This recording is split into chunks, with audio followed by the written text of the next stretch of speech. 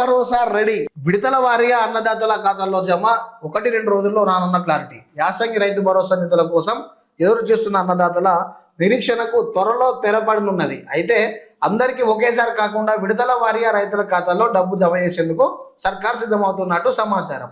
నిధులు విడుదలకు సంబంధించి సర్కారు సూత్రప్రాయంగా ముహూర్తం ఖరారు చేసినట్టు తెలిసింది. దీనిపై 1 లేదా 2 రోజుల్లో క్లారిటీ ఇవ్వనున్నట్టు తెలుస్తున్నది. ఇది గత 3 నెలలు చెప్తున్న ముచ్చటే. మన రేవంత్ రెడ్డి రైతు బంధు వేస్తా అన్న వాటి దగ్గర 3-4 నెలలు అవుతుంది. కానీ ఆ రైతు బంధు వచ్చింది లేదు, ఇల్లు బతికింది లేదు. ప్రధాన ప్రతిపక్షం ఏమంటది దీని మీద? రైతు బంధు ఎప్పుడు వేస్తావు అని చెప్పి అంటది. స్టిల్ ఇప్పటి వరకు రైతు భరోసాకు సంబంధించి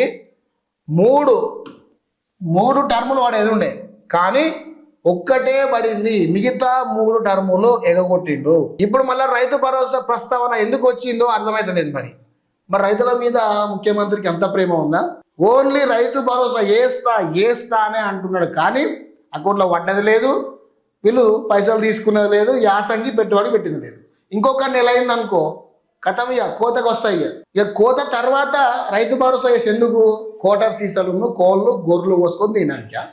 అందుకేనా ఎవడన్నా రైతు భరోసా దేనికి కావాలనుకుంటాడు? రైతులు పెట్టుబడి సాయం కావాలనుకుంటారు. పొలం వేసారు అనుకో, దానికి మందు బస్సాలకో పిచికారి చేయడానికి మందుకో కావాలనుకుంటాడు. స్టార్టింగ్ నుండి సర్పంచ్ ఎలక్షన్ స్టార్ట్ అయినప్పటి నుండి సర్పంచ్ ఎలక్షన్ అయిన తర్వాత వెంబడే మీకు రైతు భరోసా అకౌంట్లో టింగు అని పడుతుంది అని చెప్పి మాట్లాడుకొచ్చారు. అది అటుకెక్కించారు.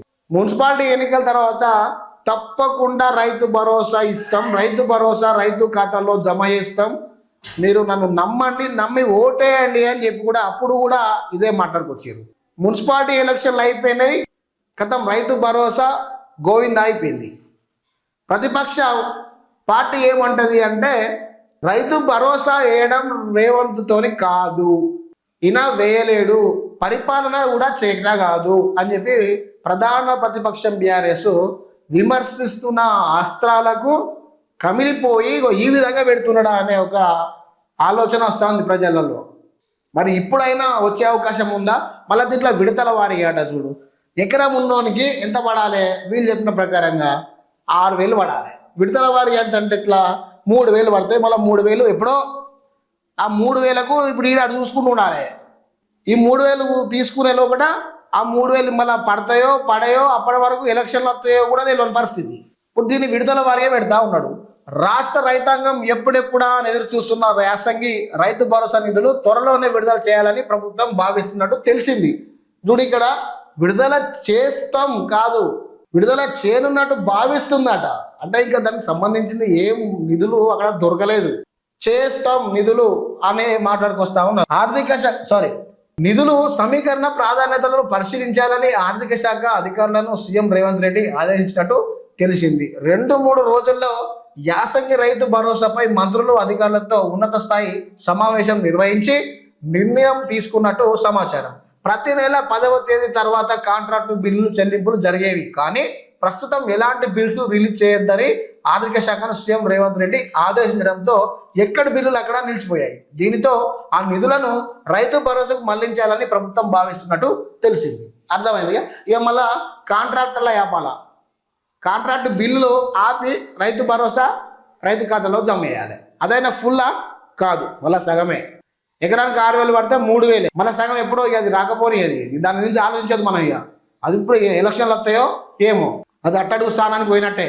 ఇప్పుడు కాంట్రాక్టర్లకు పోయే బిల్లులన్నీ మొత్తం ఎక్కడెక్కడ ఆపేసేయండి. ఆపేసి టోటల్గా ఆ అమౌంట్ ఎంతైతే ఫండ్ రిలీజ్ అవుతుందో దాంట్లో సగభాగం అందరికీ రైతులకు రైతు భరోసా నిధులు రిలీజ్ చేద్దామని చెప్పి ప్లాన్ చేస్తూ ఉన్నారట. కాంట్రాక్టులకు సంబంధించిన వీళ్ళ ఆపేసి ఇక విపక్షాల విమర్శలకు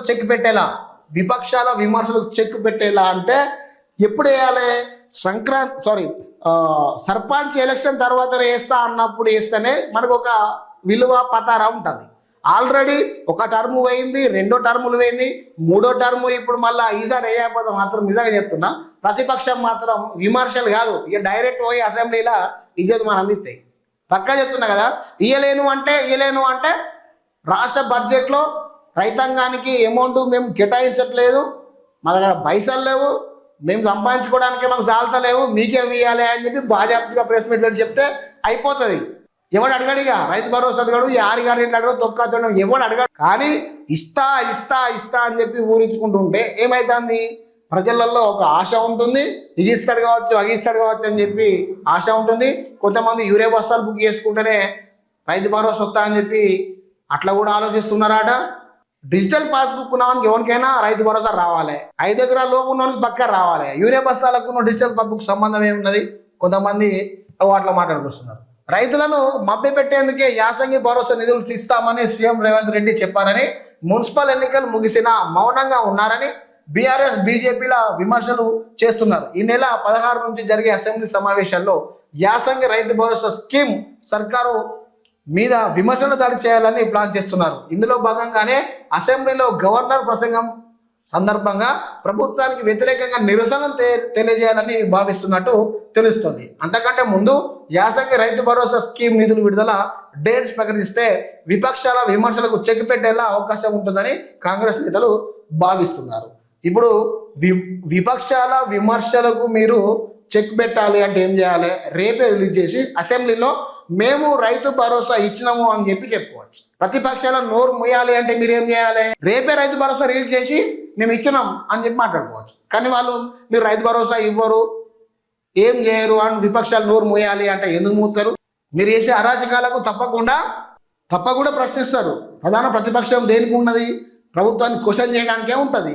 మీరు ఇచ్చిన హామీలు మర్చిపోయి, మీరు ఇచ్చిన వాగ్దానాలు మర్చిపోయి మీ స్వలాభం కోసం హెలికాప్టర్లలో, విమానాలలో, ఫారెన్ టూర్లో తిరుగుకుంటూ ఉంటే ఓటేసిన ప్రజలు పిచ్చోళ్ళ, లేకపోతే అక్కడ ప్రతిపక్షం పిచ్చోళ్ళ? మున్సిపల్ ఎన్నికల ప్రచారం సందర్భంగా పోలింగ్ ముగిసిన తర్వాత యాసంగి రైతు భరోసా నిధులు విడుదల చేస్తామని సీఎం రేవంత్ రెడ్డి ప్రకటించారు. అయితే ఎన్నికల ప్రక్రియ ముగిసిన సుమారు నెల రోజులు పూర్తవుతున్నాయి. దీనితో సాధ్యమైనంత త్వరలో రైతు భరోసా నిధులు రైతుల అకౌంట్లో జమ చేయాలని ముఖ్యమంత్రి భావిస్తున్నట్టు తెలిసింది. ఆ మేరకు ఆర్థిక శాఖ అధికారులను నిధుల సమీకరణపై దృష్టి పెట్టాలని ఆదేశించినట్టు సమాచారం. కాగా ఈ నెల 31తో ప్రస్తుత ఆర్థిక సంవత్సరం ముగియనుంది. రైతులందరికీ ఒకేసారి నిధులు ఇవ్వడం కుదరదు. అందుకోసం మొదట ఎకరం పొలం కలిగిన రైతులకు, ఆ తర్వాత 2 ఎకరాలు, ఆ తర్వాత 3 ఎకరాలు, 4-5 ఎకరాల వారీగా నిధులు జమ చేయాలని ప్రభుత్వం లెక్కలు వేస్తున్నట్టు తేలింది. అసెంబ్లీ సమావేశాల ప్రారంభం కంటే ముందే సీఎం ఉన్నత స్థాయి సమావేశం నిర్వహించి రైతు భరోసా నిధులు విడుదల తేదీని ప్రకటిస్తున్నట్టు సమాచారం. మొదట 1వ ఎకరం అంట, తర్వాత 2వ ఎకరం అంట, 3వ ఎకరం, 5వ ఎకరం. 5వ ఎకరం రావాలంటే 6 నెలలు పడుతుంది. 2వ ఎకరం రావాలంటే 3 నెలలు. ఇక మొదటి ఎకరానికి పడాలంటే ఓ 10 రోజులు 15 రోజులు టైం తీసుకున్నా కానీ లాస్ట్ 5వ ఎకరానికి మాత్రం వాడు చూసుకునే ఉండాలి. పిటాయి పెట్టినట్టు పెడితే అది చూసుకుంటారు. ఇక పిటాయి పెట్టినట్టు ఎట్లా ఇగతుందా అగతుందా అని చూసుకుంటూ ఉండాలి. అది రాదు, వీటికి రైతు భరోసా పడేది. అట్లా ఉన్నది. ఇది అసలు కథ. రైతు భరోసా అంటూ తెలంగాణలో రైతన్నలు వెయిట్ చేసే ముచ్చట బంద్ పెట్టుర్రి. సప్పో తేవాలి, పొలాలు పెట్టుకోవాలి. రేవంత్ రెడ్డితో కాని పని అని చెప్పి ప్రజలు అంటున్నారు. రేవంత్ రెడ్డి వేయడం అని చెప్పి ప్రతిపక్షం అంటున్నది. ఈయనేమో ప్రతిపక్షాల నోట్లు మూస్తా అంటున్నాడు. కానీ ఈ కాని పని, ఇది అయ్యే పని కాదు. 1, 2, 3, 4, 5 అనుకుంటూ పోయే వరకే ఇంత వరి కోతలకు వస్తాయి. అట్కపోయి మీరు వేసిన రైతు భరోసా మళ్ళీ గదే వైన్ షాప్లో తలగబెడతారు. ఆ పైస ఇటు వేసుడు వాడు గూందుడు అయితే తప్ప రైతులకు మాత్రం ఏం మేలు జరిగేది. ఇది రైతు భరోసా సంబంధించిన పూర్తి అప్డేట్. చూస్తూనే ఉండండి జిన్యూస్ గ్లోబల్. నమస్తే.